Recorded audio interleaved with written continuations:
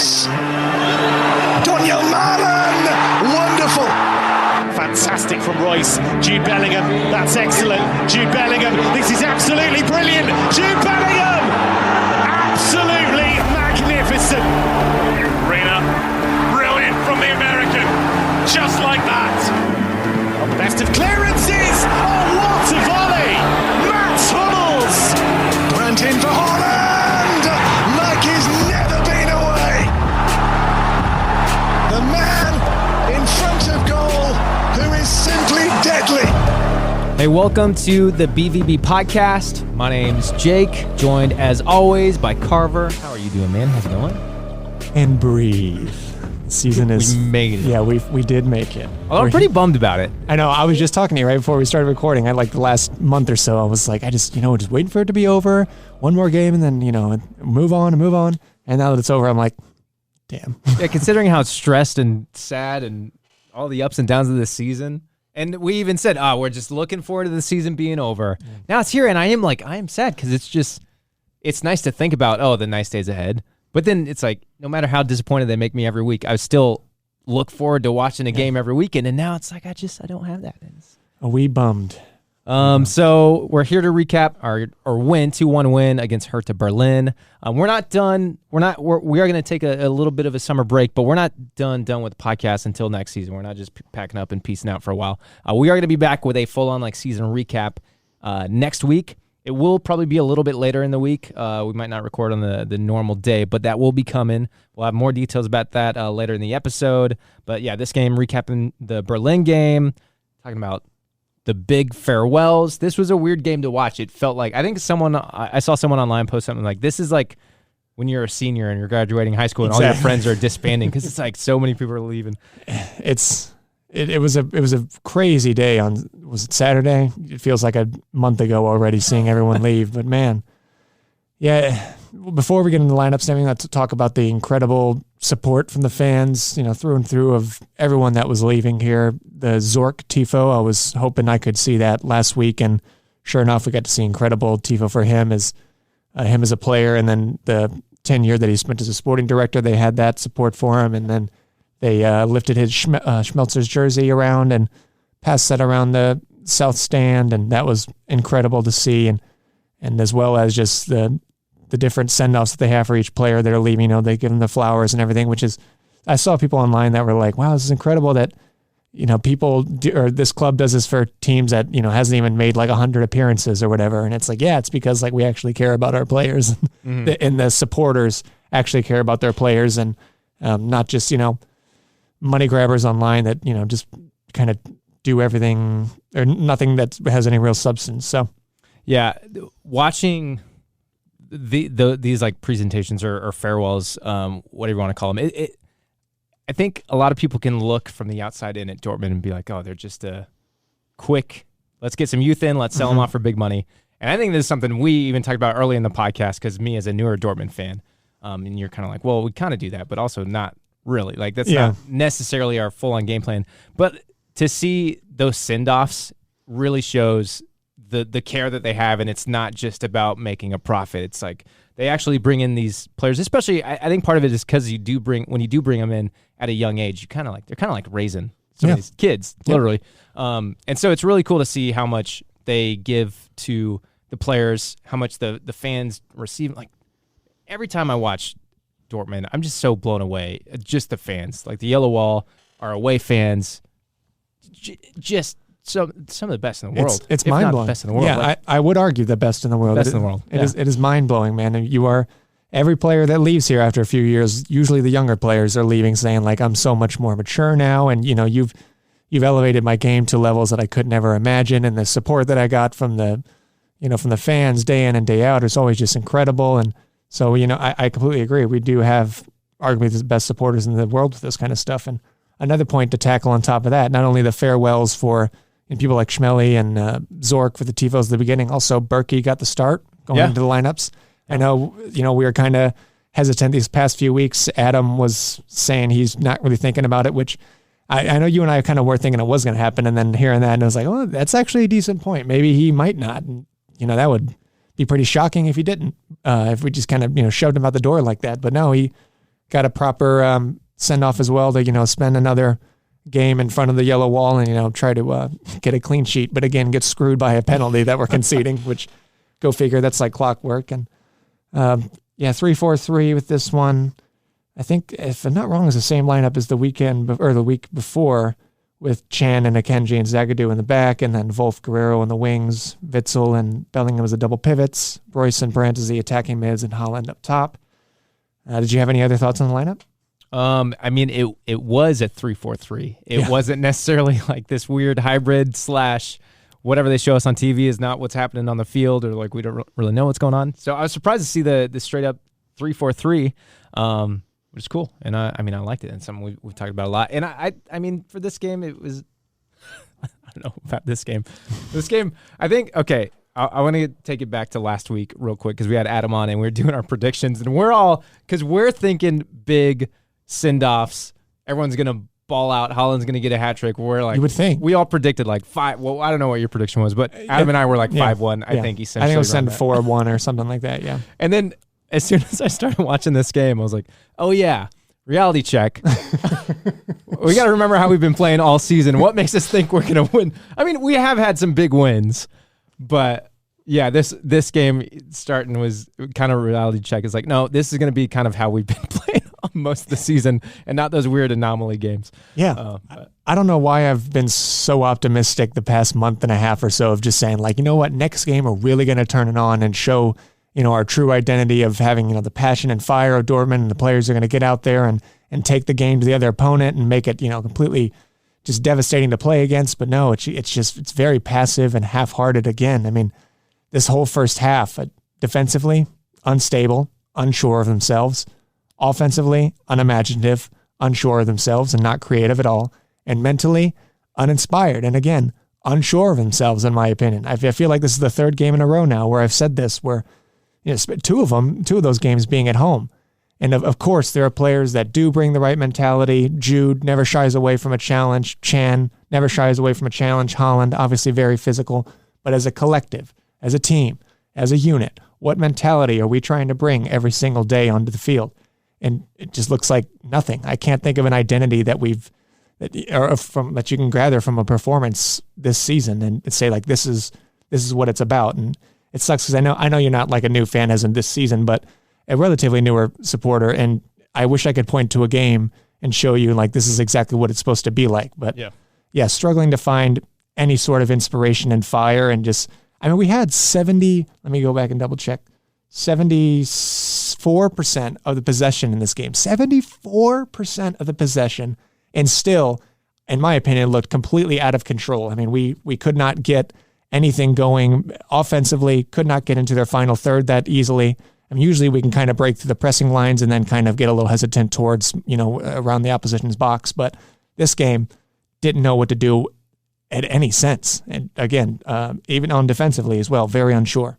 Yeah, that's something we pointed out a lot last week. We kind of hit hard on it as far as getting it to the final third or the 18 and just like losing the ball, and like you said, unsure, not know what to do. And I don't know. But it's not even just offensively. It's just in general, our mentality is just so uninspiring looking.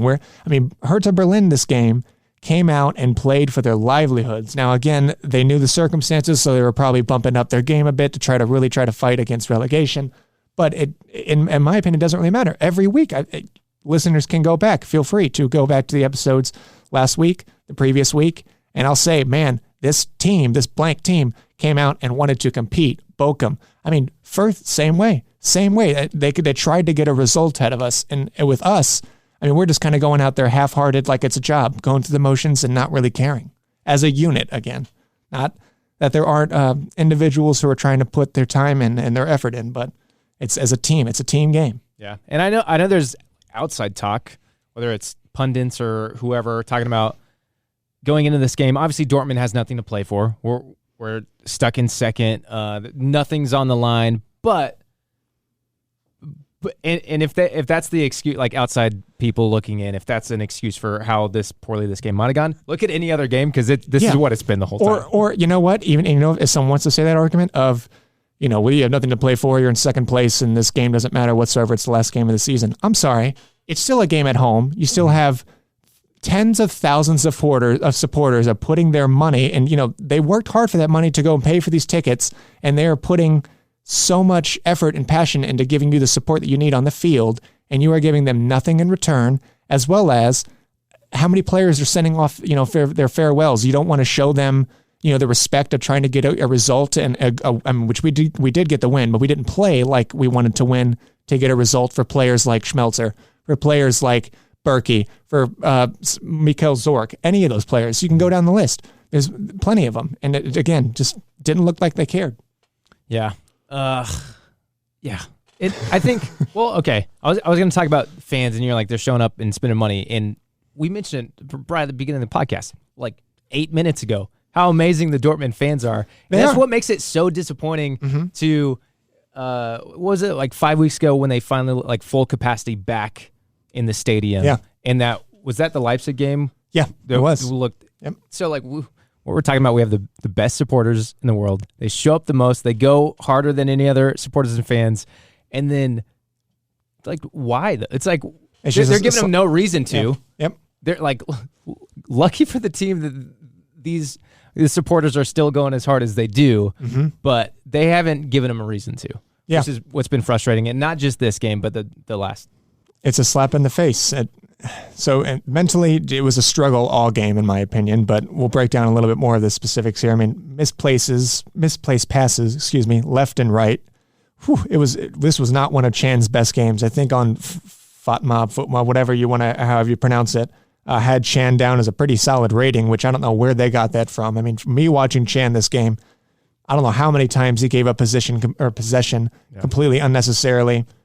Couldn't get really anything going on that right-hand side until the only real chance that I can remember in the first half, or even maybe the game, like the first and only clear-cut chance was whenever, right before the half, when Wolf bring the ball into Brandt, and he had that beautiful, I think he had like 2 or 3 touches to get around the Berlin defenders, but still couldn't get a shot off, unfortunately. Or if it was just blocked. But other than that, not really anything else going for us. I mean, really hard to get Haaland involved in this game. I want to say maybe it was like the 40th or even maybe 50th minute. I was like, is Haaland on the field? Like, are we getting like proof of that? Is there a source? I don't know. It was too casual, no urgency, and just didn't care. So there's a moment in this game, I feel like pretty early on in the game, and I don't remember who the commentator was. He's like the color commentator guy. I should know because he's an old Dortmund player, and he does a lot of the ESPN Bundesliga stuff. But there was a time where he mentioned if the Dortmund players were as fired up or passionate as Marco Rose is, then this whole season would have been a different story. And I know we've talked about Rose a lot, and we'll probably get into it more next week. But since it was brought up in this game by a former Dortmund player, I don't know how to pronounce his full name. I think they connect it to Otto Addo. I think so. But yeah, he's one of the retired players, and I know he does like a lot of content stuff, and obviously covers Bundesliga games. But go on. What are your? I mean, we've probably answered this question before, but earlier episodes, because it's been a thing all season. What is it? Why do you think Marco Rose is struggling so much to get these players fired up? Because that's what it is. If he's got so much passion, why can't he translate that to the players? Why have they been so lackadaisical all season? Is it the inconsistency of it and just them not being able to gel together because the inconsistency with injuries, or is it just they don't care? Yeah, it's the $1 million question. And I think I might have mentioned, somewhat similarly to this before, but I think it's just, you can point to a few different factors. I don't think it's one glaring thing. And, if we fix that, it's all fixed and, 2 center backs and we're good for next season. It's a lot of different things. I think it's recruitment of getting players that actually want to be here, which thankfully I think we signed all 3 players this summer that do want to be here. I can't remember the last time in a I don't know. I could be wrong, in a few seasons where we signed someone that's like, maybe besides Jude, but like, I want to be here. Injuries, obviously tough to get any momentum going whenever you're constantly switching out the squad and picking at different parts of your game and trying to manipulate things. It's going to be hard to build any sort of consistency, as well as maybe the players just aren't buying into Rose's philosophy at the moment. I think those are probably the 3 biggest factors. Yeah. Well, hopefully, and we mentioned it before too, how this isn't necessarily a Marco Rose team. Like, he didn't sign these players really. So that's the positive thing looking forward, is we have all these players coming in who are coming in under Rosa. So hopefully he was part of the conversation in bringing these players in. He had conversations with these players directly, which is going to make the relationship moving forward a lot better, hopefully. I'm just going to be optimistic and hope for the best. Yeah, I want to, if you wouldn't mind, I still want to touch on a few things in this first half. Oh, well, I was going to go right to the 15-minute mark. Okay, go for it. Yeah, please. That's exactly what I was going to bring up next. Well, I was going to say, I mentioned it a lot, like give you a little insight on how I watch games, and I always take notes, and I always say 15 minutes, I like to do my little recaps on my phone. And how many times has this happened where we hit the 15-minute mark, and I'm about to like type, things are looking okay, not great, and then literally right on 15-minute mark, they score, which is what happened here. All due respect to Zagadou, and love the guy to death. He's been arguably my favorite player at Dortmund for the last few years, but he gave us a proper farewell with conceding a penalty and getting injured in the same match. I was actually laughing out loud when he went out. I mean, not that like that was funny. I'm not laughing at like him getting injured, but at the same time, it's like, man, that's it's just like clockwork. Yeah, him just being unbelievably error prone and just ill-disciplined with his defending in the box.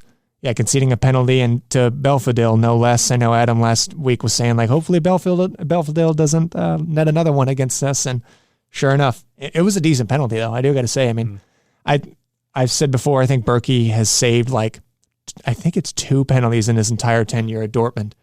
And I didn't know that stat, but I was like, Berkey's saving this. He's keeping a clean sheet. That's what I was thinking, though, because he's only had 2, and I was like, man, wouldn't it be beautiful if like he gets like not only a clean sheet this game, but like a fucking penalty save. I thought he dove pretty well. I mean, it was just a really well taken penalty, and it's just hard to get down to your bottom corner that quick. I think that's that's personally where I put my penalties too, bottom left, or just a corner in general on the ground. I think it's harder for keepers to get to that, but.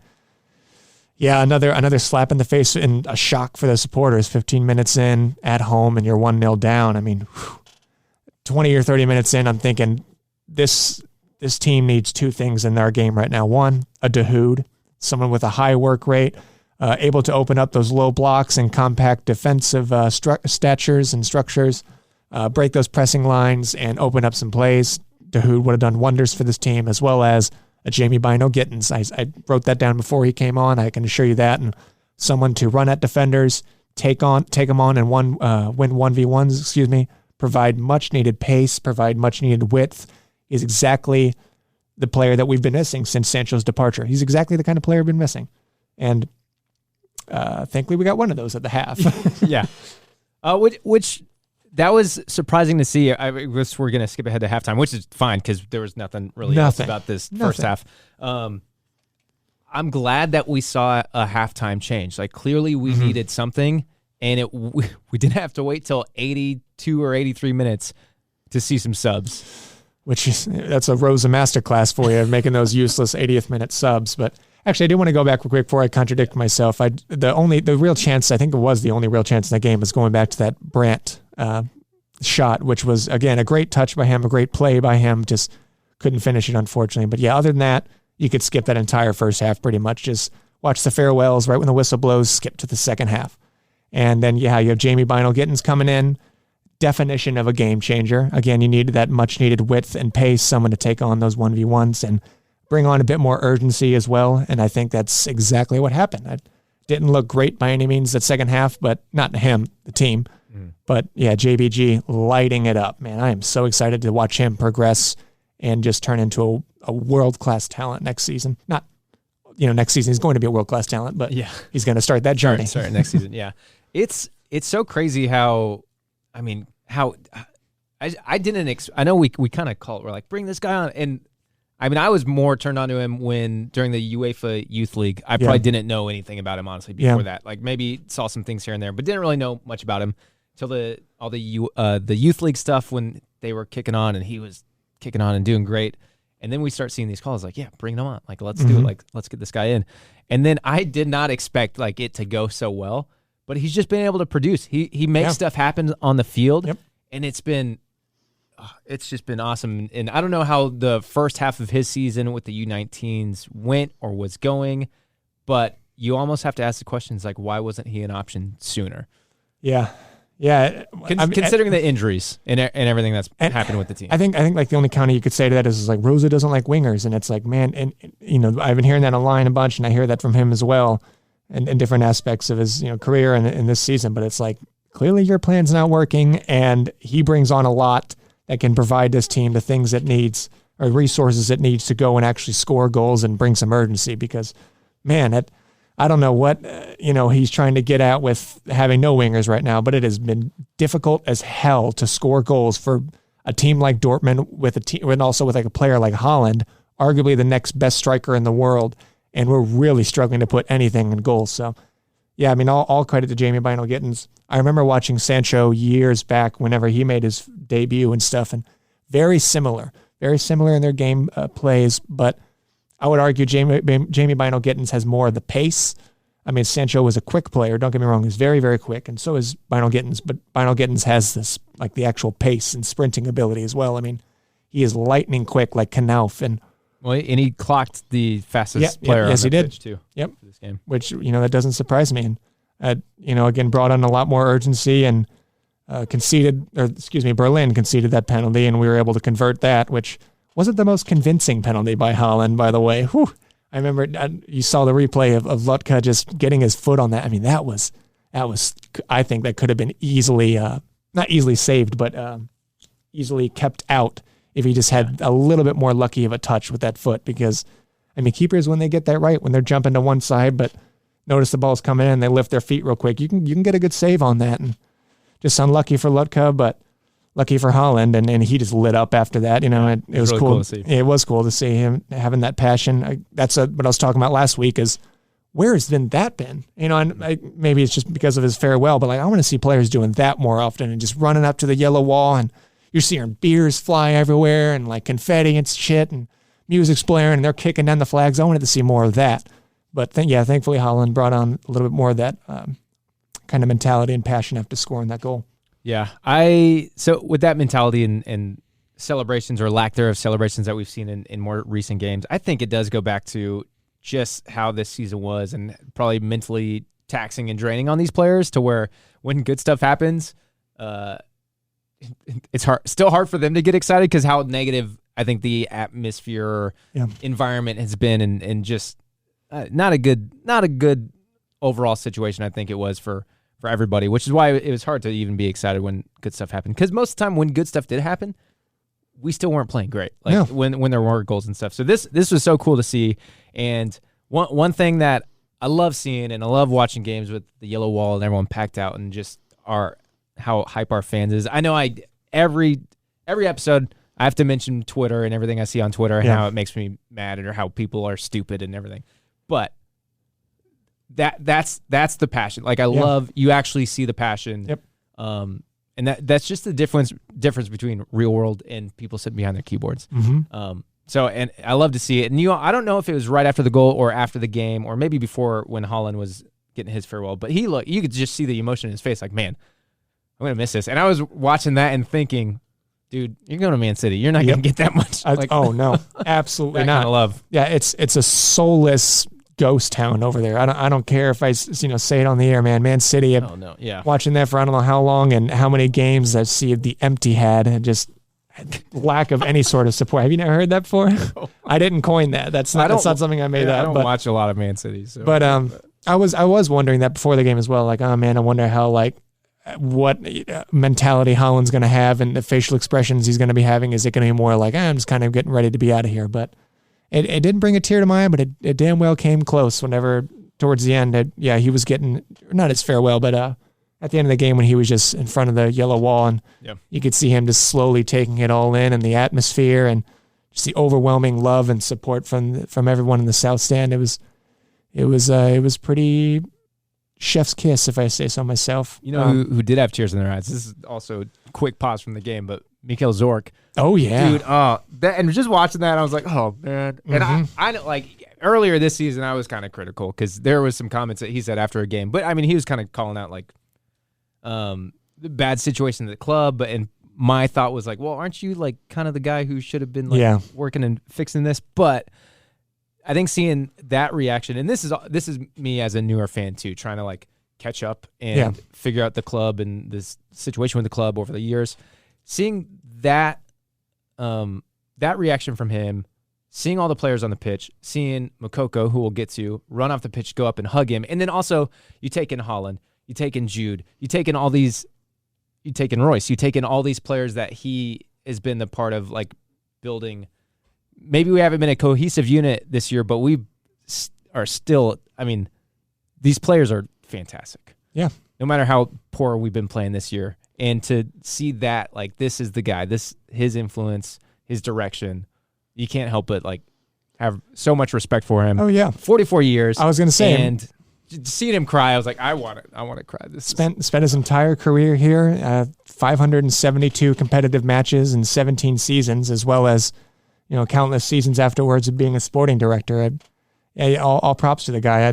And also, I only know broken German. I've taken like 2 classes in my life, and I try to learn a little bit more online. So I was only just gathering context clues of every other sentence or so, getting a few words here and there, but it was really touching what he was saying. I mean, again, for everything that he dedicated, time, money, effort, blood, sweat, and tears to this club for the last few decades, again, hat off to the guy. I absolutely have nothing but respect for him, and I'm sad to see him go. But a few things before, there was some other farewells I wanted to get to as well, but real quick, to wrap up the actual game part of it, is you have...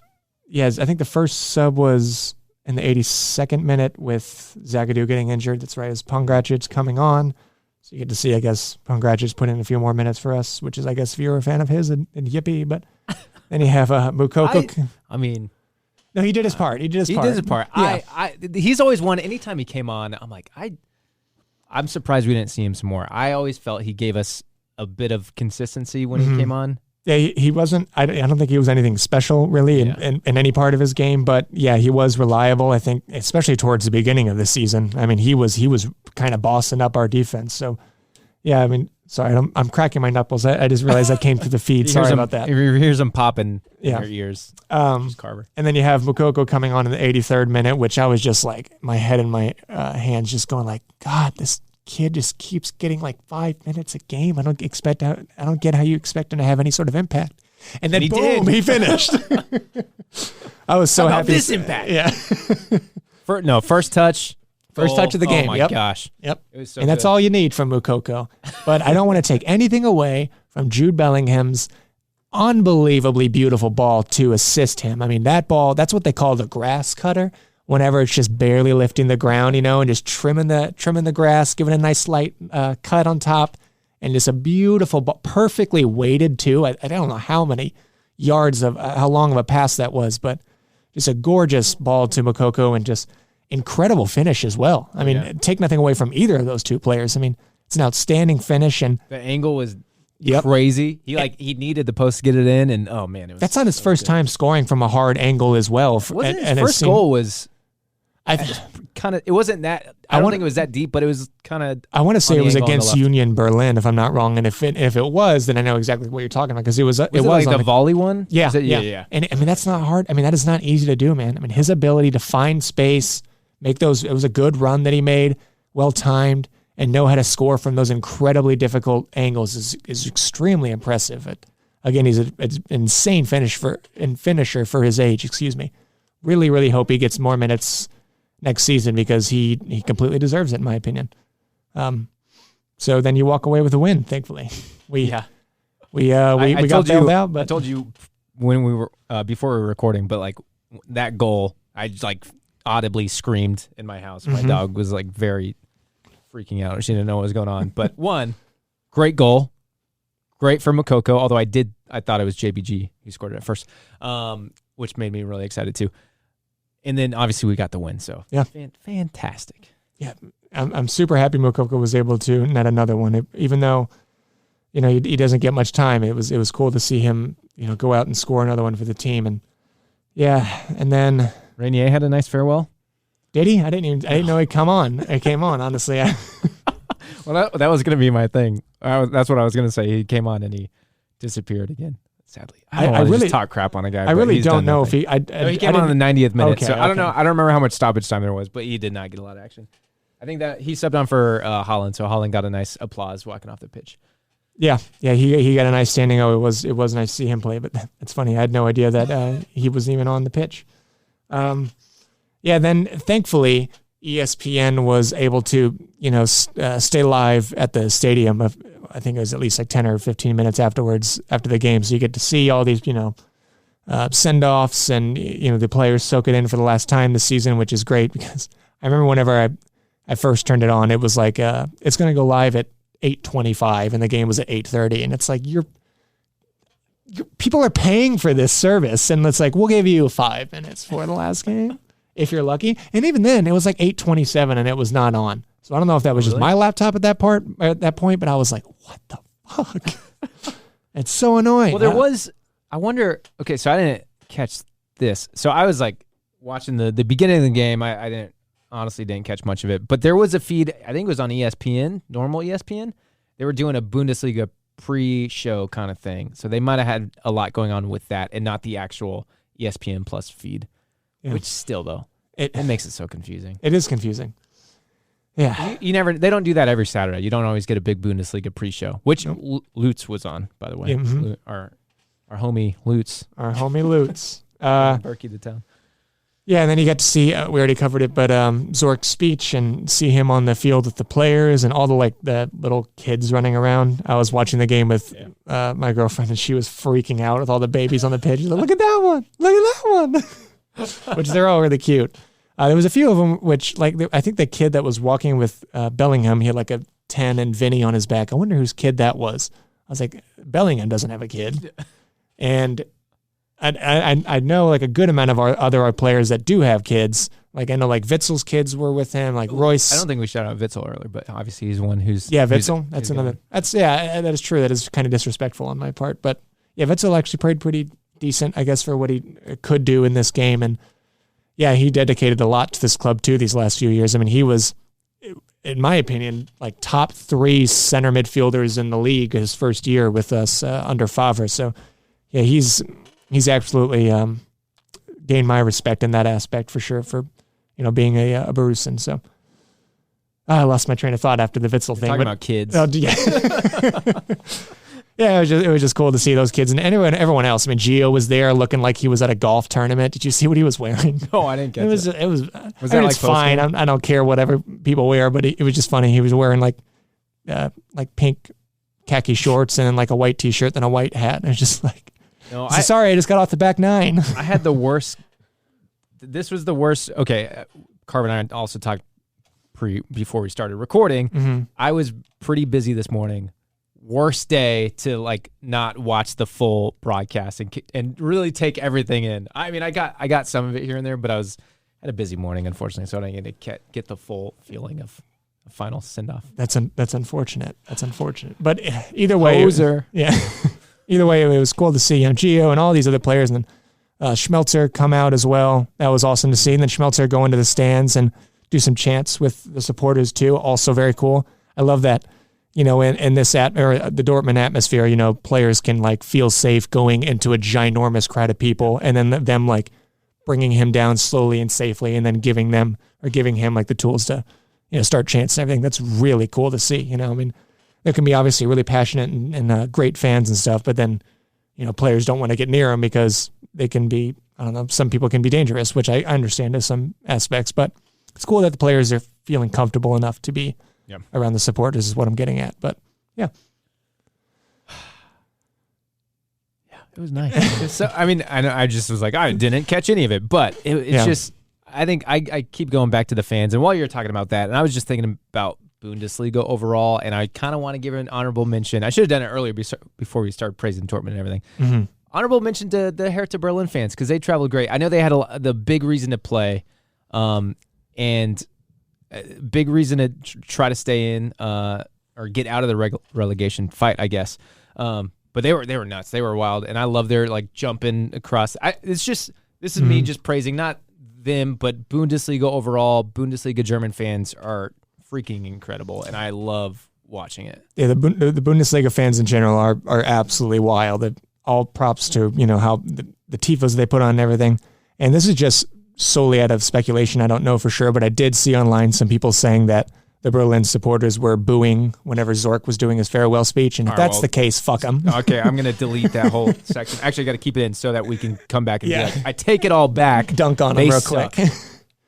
Cool when they were jumping back and forth. Screw them. I really don't know if that was true or not. I didn't personally hear that, but I also, I don't know, I wouldn't put it past some drunk people being assholes, and I guess some teams having assholes for supporters. But I take back literally everything. Suck. But they did have that wild energy. No. Yeah. Can't even forget about it. They're the worst. I hope there's no one else that we're missing from those send-offs. There was a guard of honor. I mean, Marvin Hitz as well. Oh yeah. If we haven't mentioned him, he was. I mean, he wasn't here for too long. No, he mentioned his send-off on socials, and that was going around. And then obviously Berkey got the start, which I mean, for good reason. Berkey got the start, I would have taken Berkey too. On the bench either. Mm-hmm. But yeah, yeah, he's been good when he's come in. So I think we had the best number 2 in the league for a solid 2 or 3 seasons. Whenever we first signed Hitz, I mean, he's a very quality goalkeeper. So to have him, coming in as a rotation or a sporadic player, over that ability, that was a good play for us to kind of deal that business a few years back. But yeah, all credit to Hitz as well. I don't think there's any. I hope there's no one else that I'm missing. I'm going to feel really bad if so. But at the end of the day, 3 points, bittersweet to see some people leave, and we march on to next season, which can't think of a single supporter who isn't incredibly excited. I mean, we have already a handful of really insane signings, 3 of them German internationals. We have really, and I'm talking like, I cannot understate this, really exciting players in our U19s coming up in the coming months or in the coming year or two. I mean, we have like a handful of real strikers that are completely disappearing from our mind at the moment, unfortunately, but a handful of really good strikers that we signed over the last year or so. And again, Jamie bynoe-gittens, hopefully Moukoko getting more minutes. I am very excited for everything. And I can't wait to recap the entire season next week once we get into, our accolades and ratings for each player, and which we'll get into next week. But well, they just signed this. This is going to be terrible because I don't know, and I should have taken notes. I saw it on Instagram. We just signed a U.S. Atlanta. Yeah, the guy from Atlanta who's been playing in Sweden or somewhere like that. I don't think he's American, but he does play for Atlanta. He's got a U.S. passport. Mm-hmm. He came from the Atlanta Academy now, but he's been playing in Sweden or somewhere up there. Mm-hmm. Which I don't think he's going to come in and be a first team. No. But he'll be probably playing with the U19s. But that's exciting. Yeah, and you can keep going. I mean, Koulibaly, Camara, Namdi Collins, I would imagine is going to get a call up in the next year. I mean, just a list of really great potential coming through the ranks. Very excited. So I know next week we'll probably get into this stuff more. And I know people get excited when we talk transfers and want our thoughts and everything, which is awesome. I'm so appreciative. We've had a lot of new listeners over the last couple of weeks. Obviously, there was some big signing news, so I understand people probably see signing news. They want to hear our takes, and it's so cool that people give us the time of day and be like, oh, they value our opinion. So I do apologize that we don't always get into transfers, especially really early in the season when everyone was calling for it, when it's a little too early. But yeah, not to cut you off, but I just want I would imagine the reason we're not talking about it more is just because you don't want to stir up useless speculation with players, because you can go on Twitter every single day and you're going to be like, Dybala to Dortmund and Gundogan back to Dortmund, and it's I was going to ask you about that. No, exactly. And if you go to our Twitter feed, little plug at the BVB Pod on Twitter and Instagram, we're not one of those accounts. We're not trying to be one of those accounts where we're just trying to get likes and be like, exactly, yeah, rumor news, and then your news sources literally Google or another Twitter account that also probably made it up. These just random publicists that don't have anything, and they're these weird .net websites with no absolute sources or backing of information. And yeah, I'm putting up my thumbs right now, but we value your time, and we appreciate you always spending an hour of your time with us to actually listen to us ramble. So we want to value your attention and not spam you with things that are not true and just unnecessary. So, but thank you to all the new listeners who are still sticking around, who jumped in on those last couple episodes where we had the Sule was a while ago, but Slaughterbeck and then Adeyemi, our last couple episodes, we got to talk about that. So obviously that's really exciting. One thing we brought up, or I guess we heard from the club, was maybe this wasn't true either. Maybe this was just a random Twitter thing, but they made it sound like there was already a striker like that they had lined up, like a replacement. It seems like they already had that replacement. We did make the joke that they were going to come out and be like, yeah, it's Mullen. Or maybe it is Moukoko. Yeah. Maybe, possibly. But, okay, this is just me reading into Twitter too much, but it almost surprised me that we haven't seen that or any more signs of that yet. Obviously, we're being linked with Haller a lot. Yeah. Haller, is that how you'd say? Yeah. Haller. A lot more. And so maybe I'm like, since those rumors are heating up a little bit, it's like, is he the signing? Or Yeah. And just a real quick, we finally got our first email earlier from a, I'm not going to say his last name just to keep his anonymity, but Christopher asked something that's sort of along the lines of that same thing. He was just like, what do you guys feel about Haller and everything? And I mean, I don't have anything against him. I followed him for a few years now, from his first year at Frankfurt to West Ham and then now to Ajax. He's going to be obviously the physical presence that we could really use up top, a proven finisher at this kind of level, especially in the Bundesliga, and he's an established striker. But I also think that our priority should still be a number 6. I think it should have been a number 6 even before Adeyemi. Call me crazy, but I think we still have some glaring issues to really fix at the back. We have 2 incredible center backs, don't get me wrong, but we also have only 3 that we know of for sure going to be here next season that are fit and can perform at this kind of a level on a regular basis, hopefully. So, if you're not having a proper DM to back them up, I think we're really going to have the same, pretty much, exact same issues going into next season. So I think we're going to need to still, plug up some holes towards the back end of the pitch and then work our way up. But I'm excited about Haller. If I obviously don't know the financials of the team, but if we can somehow land Haller and just like a half decent, reliable defensive mid that could bring some muscle and IQ to the pitch, unbelievable transfer window. I mean, unbelievable. Everything you could ask for to be really, addressed was really addressed. I mean, there are some other things you could look at, but I don't think they were near as glaring problems as the center backs are replacing for Holland and a box-to-box midfielder, So on... Whew, that was a long rant. No, that was good. And I got another question from it. I don't see this scenario playing out. I feel like they are going to sign a striker. But what if the scenario, how comfortable do you feel if, with our attacking options, say they don't sign like a central striker? They don't sign a straight up Holland Carver punching the mic. So I just punched. For all the time I spent in studios, I've punched a lot of microphones in my day, so you're good. Say they don't sign a straight up central striker replacement, straight up Holland replacement, but they do sign like an amazing CDM. I'd be fine with that. And do you think looking at our attacking options, maybe you kind of play somewhat of a false 9 situation, or like looking at a front 3 with Mullen, Adeyemi, one of our Royce, or one of our other guys? Like you could go back to, I want to say, I think it's the second year under Favre when we started to run the 3-4-3, and it was an interchanging front 3 of Hazard, Royce, and Sancho at times. Obviously Alcácer whenever he'd come on for as the super sub. But those 3 were consistently interchanging. Royce would be playing the striker, then switch over to the right, and Sancho, Hazard, same thing.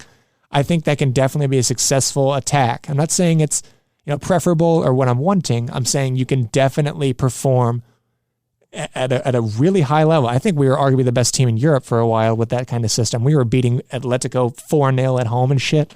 So if you have a proper front 3 of Adeyemi, Royce, and Mullen, I mean, you could switch on I don't know how many other attackers on the bench, like Reina and things like that, and Moukoko, bynoe-gittens, keep going. I think that's going to be a really sustainable attack. I'd rather have that personally. It's just me, maybe. I don't know. Maybe I'm in the minority of that, but I'd rather have that rather than have Haller up top and you're relying on Dahoud as our DM. And, I guess you could throw Chan in there, but then you're just leaving our center back position that much more bare. And what happens if Dahoud gets injured? You have, Bellingham? Love Bellingham to death, but again, not a DM. And you are screwed at that point. I think that honestly could be a great option. And it might even take pressure. Like instead of someone coming in and having to carry the weight of the Holland goals, you split that up and you guys go to work. You guys are it. It doesn't matter who is scoring the most. We don't have one guy that we're focusing on and figure out like that. That could be a good option. I want to hit it. Yeah. So, and then some people, obviously in the last 48 hours or so, I imagine someone's probably itching to talk about it, which is the Gundogan thing. And at first I was like, oh, that's actually not a bad idea. Set to leave this summer. Let me look into him. And then I was like, oh wait, no, his contract ends next year, not this year. So that means we'd have to pay for him. Yeah. And on top of that, I guarantee you're probably not going to get him on the same wages that he wants at City. Obviously, he wants to come back to the Bundesliga. Maybe he would take a pay cut when he came to us.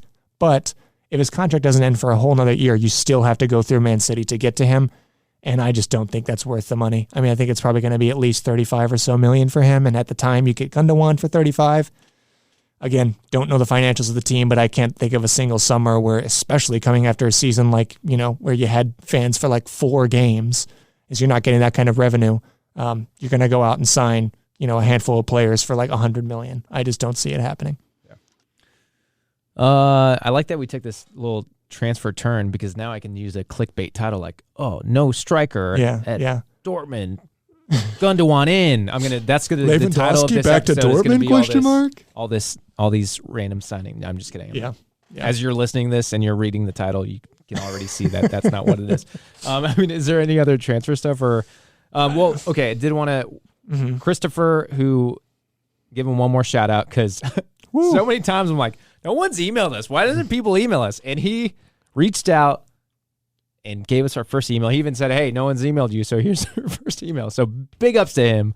Where's he from? He listens out of Finland, which is even cooler. Mm-hmm. I like it. And I just want to give Christopher a little heads up that you gave us, thank you for the kind words. You gave us a lot of good questions that we'll probably get into next week when we do more of our season review and recap and everything. So more on Christopher next week.